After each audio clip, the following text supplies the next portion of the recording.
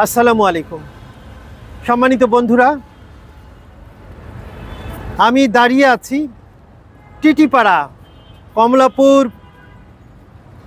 Railway যে underpass এখানে তৈরি হয়েছে। এই আন্ডারপাসের সম্মুখে প্রিয় বন্ধুরা,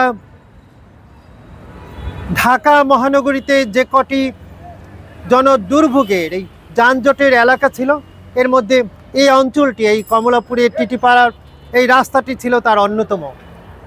প্রতিদিন এখানে ভুক্তভোগী মানুষ 2 ঘন্টা 3 ঘন্টা এখানে যানজটে দাঁড়িয়ে থাকত।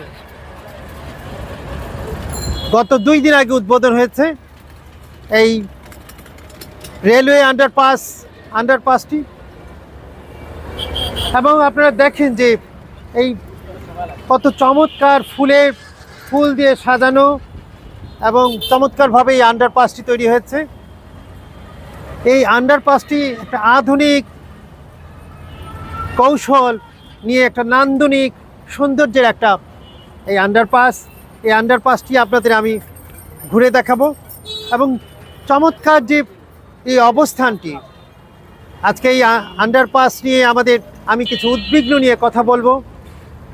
ঢাকা সহ বাংলাদেশের বেশ কটি জায়গায় আন্ডারপাস হয়েছে, এটা সবচেয়ে বেশি নান্দনিক আমার কাছে মনে হয়েছে, আপনারাও দেখবেন। কিন্তু এর গায়ে আমরা দেখতে পারলাম না যে এর নির্মাণের জন্য কত টাকা ব্যয় হয়েছে।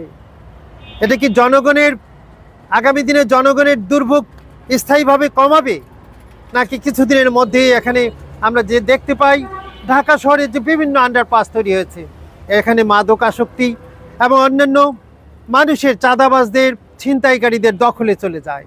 এই স্থানটি কি তেমনিভাবে হবে?